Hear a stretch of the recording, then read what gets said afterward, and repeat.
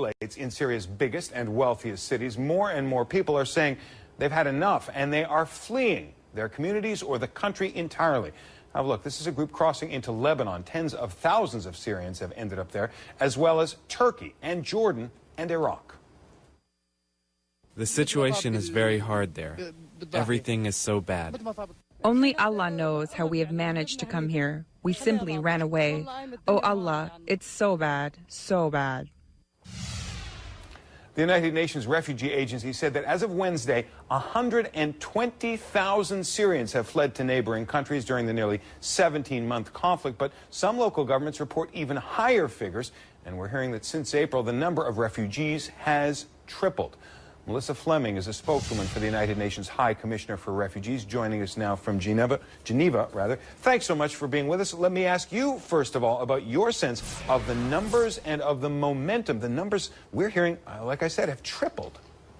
Yes, the numbers are growing in extreme, particularly since the theater of violence moved to Damascus. We saw a huge surge of refugees leaving Damascus at the end of the week. This has slowed, but hundreds of people are still crossing the borders into the neighboring countries. What's even more dramatic is the displacement inside Syria. We estimate that there are at least 1 million people who fled their homes inside the country and are bunkering down in other people's apartments, but increasingly in schools and even in parks. Now, there are people who have fled more than once. They've fled from one area into the safety they perceived in another area, only to find themselves fleeing again. But what may be even more extraordinary and tragically ironic are Palestinian refugees who have apparently come under attack. I'm curious if you have details about the largest of the camps in Damascus called Yarmouk, which apparently came under government attack. Do you know anything about that or about the plight of the Palestinians in all of this? Well, UNHCR is not responsible for the Palestinians. Of course, we're concerned about this group. We are actually in charge of a group of Iraqis, 80,000 or more Iraqis who fled their country to seek safe haven in Syria. And ironically, now they're fleeing again back into Iraq as fast as they can, busloads, in fact, and the Iraqi government is flying in planes to evacuate its citizens.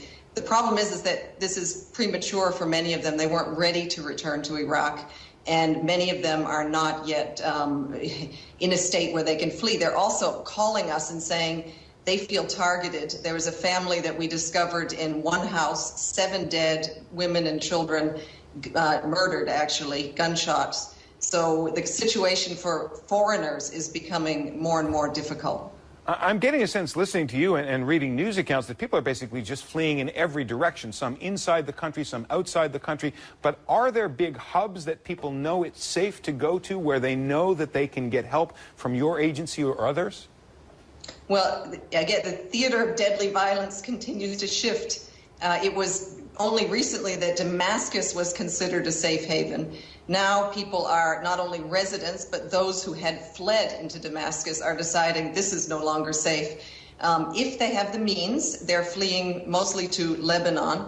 If they don't have the means, what we're finding is that they're fleeing to different neighborhoods where there's no fighting right now, and they are camping in schools and in parks, and UNHCR is doing what we can by delivering mattresses and blankets and food and even cash if needed to help these people who have nowhere else to go. Just one last question for you. Is your agency in touch with the Assad government? Is it helping in any way? Well, we're working actually very closely with the Syrian Arab Red Crescent. So on the humanitarian dimension, yes, we're delivering aid.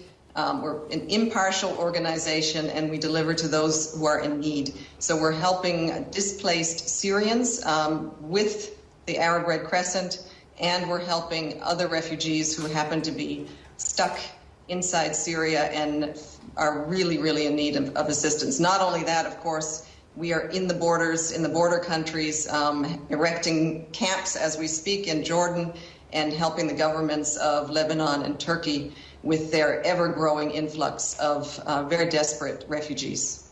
Melissa Fleming of the UN High Commissioner for Refugees, thanks so much for talking with us, and good luck with your important work. Thank you. Our website has much more on the growing number of refugees. You can read and see the stories of families with young children who feel their only hope is to make their dangerous journey out of their homes, out of Syria. It's all at CNN.com. We'll be back with more news right after this.